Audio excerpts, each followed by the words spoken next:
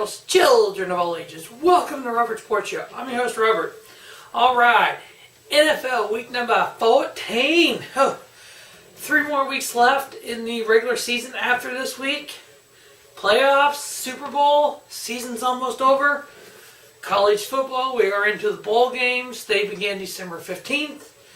So yeah, football season is getting wrapped up. Now, week 13 NFL, I was 11-5 win-loss, which brings my season total to 115-75-2. Damn them ties. Against the spread, I'm 5-11 for week 13, which the season total is 83-109. Over/under, I was 8-8 last week, which brings the season to date total of 105-87. First game, week 14, Thursday night, we have the AFC South matchup of the Jacksonville Jaguars, 4-8 versus the 6-6 Tennessee Titans. Titans are one of 4 teams in the AFC that are tied at 6-6, and they are all one game out of the playoffs. So in Jacksonville, the Blake Bortles era is done. Is he now the best backup on the market? Maybe? Question mark. 4-8 Jacksonville. Wow, I had them making the playoffs, so I don't know what the hell blew up there. Maybe last year Blake Bortles wasn't the real Blake Bortles. Anyway, Tennessee 6-6. They are favored by 4.5 here. I got them winning. I got them covering the 4.5. I am taking under on the 37.5. Next, out of the NFC South, we have the 10-2 New Orleans Saints. They are one game behind the Rams for the best record in the NFC. They are facing division rivals, the Tampa Bay Buccaneers, who are 5-7. New Orleans is favored by 8. I do have them winning. I got Tampa Bay covering because I think this is going to turn into a shootout. And then I have over on the 56. Now, New Orleans can clinch the NFC South title if they win or a loss by the Panthers. Now, they can clinch a playoff berth also if Minnesota loses, Philadelphia loses, and Washington loses. So their best bet is just to win and let everything else happen as it needs to. If they win, they're division champions. Next, we have the Carolina Panthers, who are 6-6. Versus the Cleveland Browns, who are 4-7-1. There are 3 teams in the NFC that are tied at 6-6. So, Cleveland Browns, 4 wins this year. I had the over/under. It was at 6, I think, and I took the under. So they can win 2 more, or win 1 more, and then I'm right. So hey, right? You know what? From 4 wins, from 0 to 4, that's amazing. Is Baker Mayfield that good? Is it because of Jarvis Landry? I mean, they fired the coach. Maybe McCarthy ends up in Cleveland. Never know. How about that? Mike McCarthy. Go from Aaron Rodgers to Baker Mayfield. So Carolina is favored by 1 on the road. That shows you where Cleveland has, how far they have come. That they're only a 1-point dog at home versus 11. Last year, this game, they've probably been 11, if not 21. So yeah, so that's actually shows how far the Browns have come. I still think Carolina will win this. Obviously, they cover the 1, and then over on the 47. Next, out of the NFC East, we have the New York Football Giants, 4-8. How the fuck are the Giants 4-8 with Eli, Barkley, and Odell Beckham? I don't know. They're facing the Washington Redskins, 6-6. What's the odds of a third Redskins quarterback breaking a leg? This takes the whole saying, break a leg, to a whole new meaning. So yeah. I'm not even remember who the hell. Oh, Mark Sanchez is their new quarterback. They've lost Alex Smith. They've lost Colt McCoy. They need an offensive line, I'm guessing. Question mark there. Due to all their quarterback mishaps, Washington is actually favored by 1.5 at home. I'm going to give the 1.5 to the Giants. I have the Giants going in there. I think Washington, unfortunately, with everything going on, yeah, they're not going to do well. They are one of 3 teams in the NFC that are 6-6. I don't think they win this one. I got the Giants winning, covering the 1.5 and under on the 41. Next, we have the Atlanta Falcons at 4-8-1 versus the Green Bay Packers 4-7-1. They fired their coach. They're 4-7-1. One of the assistants started complaining, so they fired him too. What is going on in Green Bay? You have one of the greatest quarterbacks in the history of football, and you come out and say Aaron Rodgers has nothing to will not hire the coach. He has nothing to do with it. We're not even going to talk to him about it. Really? You re-signed him. He was under contract. You re-signed him to a new contract to pay him more, to make him the highest paid quarterback in NFL history. And you come out publicly saying, he's got nothing to do with me hiring a coach. He ain't going to do nothing about it. Dude, you want a power trip? He's Aaron fucking Rodgers. So if you bring in a coach and Aaron Rodgers is like, I don't want him, I'm not playing for him, what are you going to do? Sorry, Aaron. You work for us. So Aaron retires like Brett Favre did, if that's the case? And then goes play for somebody else? Green Bay fucked this all up. You ask Aaron Rodgers, who do you want your head coach to be? Okay, you want him? We'll go get him. Because if you piss off Aaron Rodgers, all he's got to do is say, I retire. He walks away. Then where are you at? So yeah, I think actually this will spark Green Bay to hopefully play a little bit better. Hopefully they can maybe win 4 straight in the season, 8-7-1. Yeah, so maybe they kind of get a little closer to 500. They are favored by 6 at home. I am picking the Packers to win, cover the 6 and over on the 48.5. Next, out of the AFC East, we have the dumpster fire New York Jets 3-9 versus the 4-8 Buffalo Bills. Really? This is the problem with the NFL on how the shitty teams get the top draft picks. They are shitty fucking teams. So Sam Darnold, Josh Rosen, they're set up to fail here because the teams suck. Buffalo favored by 3. Fuck it. I'll give the Jets to 3. I got the Jets upsetting the Bills in Buffalo. They cover the 3. And I'll take over on the 38.5. Alright, next out of the AFC East, we have the New England Patriots flying high at 9-3 versus the Miami Dolphins. One of those 6-6 AFC teams. New England is favored by 8 on the road with an over-under of 47. September 30th, New England smoked Miami.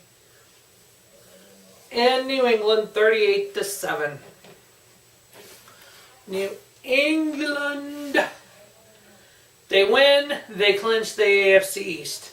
Simple as that. I have them winning. I have them clinching the AFC East. I got them covering the 8 and taking under on the 47. Next, we have the Baltimore Ravens at 7-5. The Lamar Jackson-led Baltimore Ravens. Maybe Flacco ends up in Jacksonville next year. Versus the 10-2 Kansas City Chiefs. Yeah, the whole Kareem Hunt situation. I'm just going to say one thing. You do stupid shit, this is the result. Plain and simple, it's not right. It's either, whatever happened. It shouldn't have. He was in the wrong completely. There's never a time that, regardless, man, woman, violence doesn't solve anything. Physically assaulting another person doesn't solve anything. He should never be back in the NFL, period. That's the way I look at it. Playing in the NFL is a privilege. It's not a right. As fans, we have the privileges of doing videos on YouTube. We have the privileges of doing videos on Twitter, etc. it's not our right to do that. We have the privilege of doing that. It's something that we're able to do due to our freedoms in the United States of America and Canada. We have the right to do this. But you know what? They could shut YouTube down tomorrow. Okay, we had a privilege to do it. We can't do it no more. Okay, we move on in life. Assaulting another human being, man or woman, isn't right. You lie about it, you cover it up. This is what happens. Just don't fucking do it. How many times do you hear Tom Brady being in trouble with the law or in trouble with drugs or alcohol? How many times do you hear Aaron Rodgers involved in something like that? You don't. So you can't tell me that players, trouble's drawn to them. No, it's not because they're football players. It's because they're fucking morons. So, Kareem Hunt, fuck off. Don't ever come back to football. Get your life in order. Understand what caused you to do that and fix it. Alright, so, Chiefs 10-2. Travis Kelce. Help him out. Fantasy football team. Him and Pat Mahomes are like best friends now? Okay. I just need like 3 more weeks of that there, Mr. Mahomes. You treat Travis Kelce like you did last week for the next 3 weeks, and I may be fantasy football champions. Just saying. I have the Rams winning. The Chiefs winning. They're favored by 7. They definitely cover that. I'm taking over on the 53. I don't think Baltimore's defense can stop Pat Mahomes. Patrick Mahomes. Will he go down as the greatest rookie season? It's technically not his rookie season. Will it go down as his best first full season in the history of football? I don't know. If he's this good in 10 years, he's special talent. Special talent. Chiefs win, cover, over, next. AFC South, and then the Chiefs win, they clinch a playoff berth, or they need a loss by either Miami, Indianapolis, or Tennessee to do that. So yeah, I think they'll win. They're going to win the West. They'll have number 1 seed. Everything will go through Arrowhead, Rams, Chiefs, Super Bowl. Next, AFC South, we have the Indianapolis Colts 6-6 versus the Houston Texans 9-3. The Texans have won 9 straight. September 30th, Houston won against the Colts 37-34 in overtime. Texans win here. They are favored by 4.5 at home. I could see Andrew Luck and the Colts beating them, possibly. They obviously lost to them in overtime earlier in the season. So Andrew Luck, is he back? Is the Colts back? Maybe. I do have the Texans winning 10 straight, covering the 4.5, and over on the 49. Next, we have the Denver Broncos at 6-6 versus the San Francisco 49ers at 2-10. This was supposed to have been the season for the 49ers. Injuries suck. Denver Broncos are favored by 5.5. I've been winning, covering, and under on the 44.5. Next, we have the Cincinnati Bengals at 5-7 versus the 9-3 Los Angeles Chargers. Chargers are favored by 2 touchdowns. I do have Cincinnati covering the 14. I am taking Chargers to win. Bengals cover that 14 and over on the 47.5. Next, we have the Detroit Lions at 4-8 versus the Arizona Cardinals at 3-9. The Lions are favored by 2.5 on the road. I got them winning, covering, and over on the 40.5. Even though the Cardinals went into Lambeau last week and beat the Packers, still picking Detroit to win. And Arizona, I don't think Arizona's that good. I think Green Bay just sucked that week really bad, so that's why they lost. Next, we have the NFC East for number 1 versus number 2. We have the Philadelphia Eagles 6-6 going into Dallas at 7-5. I don't know if Dallas is that good or they're just part of a average division, but Dallas won versus the Eagles back in November 11th, 27-20. I think the Eagles are kind of like a Super Bowl hangover. Unfortunately, I had them losing here. I am taking Dallas to win, cover the 3.5, and over on the 43. Next, we have the Pittsburgh Steelers 7-4-1 versus the Oakland Raiders 2-10. The Steelers will be without James Connors at running back, so they're going to rely on their third-string running back, who I was this close to picking up in fantasy because James Conner is my starting running back. This close to picking him up, but I have Joe Mixon. I don't like the matchup. Who the hell is Cincinnati playing? Chargers. I don't know if I go look at another running back or not. Some feedback here. So, do you think I should start Mixon versus the Chargers, or go find a running back? It is a PPR league. There are 10 teams in it, so there's kind of sparse availability there on the waiver wire. So let me know what you think about starting Mixon versus the Chargers if you guys would. I appreciate that. Thanks. So I do have the Steelers winning, covering the 10.5 and under on the 51.5. The good news is I have Big Ben as my starting quarterback. So without a good running game, Mr. Big Ben Roethlisberger will be chucking that ball downfield. And he has Juju Schuster-Smith and Smith-Schuster and Antonio Brown. So I should get some points there, I think. Just saying. So next on Sunday Night Football, we have the 11-1 Los Angeles Rams flying high versus the 8-4 Chicago Bears. Okay, are the Bears for real? I think they are. I think Mitchell Trubisky is a top-tier quarterback. Am I wrong? We'll have to see. Now, the Rams, they win, they clinch a first-round bye. Everything goes through Los Angeles, but they would also need a Saints loss for that.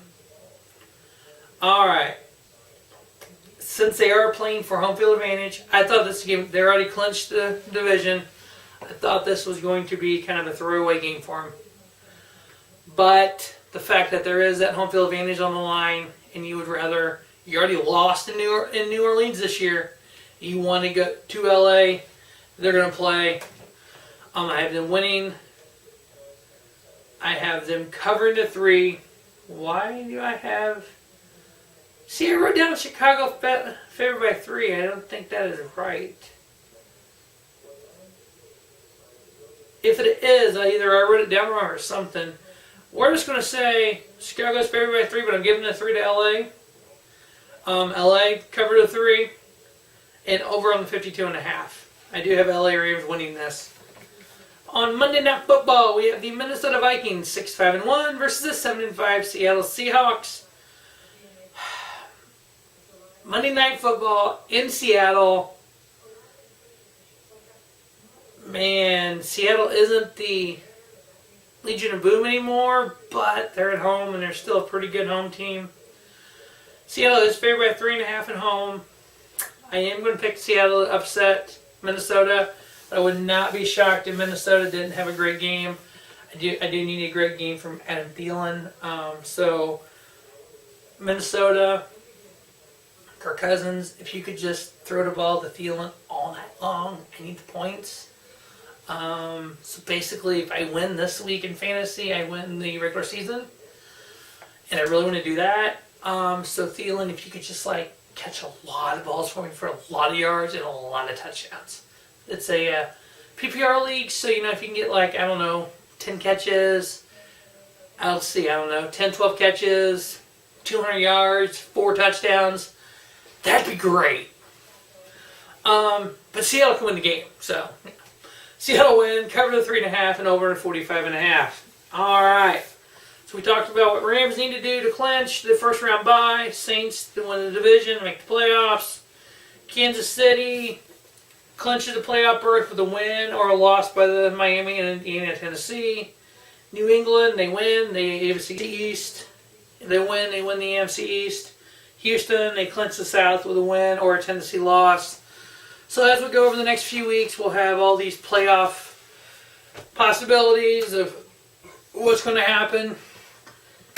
So the seasons are almost over for college football and the NFL. So Robert Sports Show in 2019. Obviously, we'll finish up the NFL season. We'll have NASCAR, pro wrestling throughout 2019, and then on into the 2019-2020 college football NFL seasons. So still the same old Robert Sports Show. Now I have created a kind of a blog website, I guess you look at it. If you go to the main page of Robert Sports Show on YouTube, go up in the top right corner there, kind of down in that picture frame. It has like the link to Twitter and all that. There's a link to the website. Right now, really all is on there is pro wrestling stuff, kind of some top 10 lists and stuff. So maybe going into next football season, probably going to do something with some like football rankings. I kind of like the power rankings that Gio does. Kind of put them on there for the NFL and some NCAA rankings and whatnot. Kind of transitioning into kind of adding that on to the Robert Sports Show. As always, YouTube, Robert Sports Show. Twitter, @Rob Sports Show.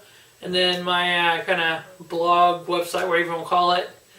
It is, I think officially robsportshow.wixsite.com, something like that. So definitely check all that out. Just in addition to the Robert Sports Show portfolio.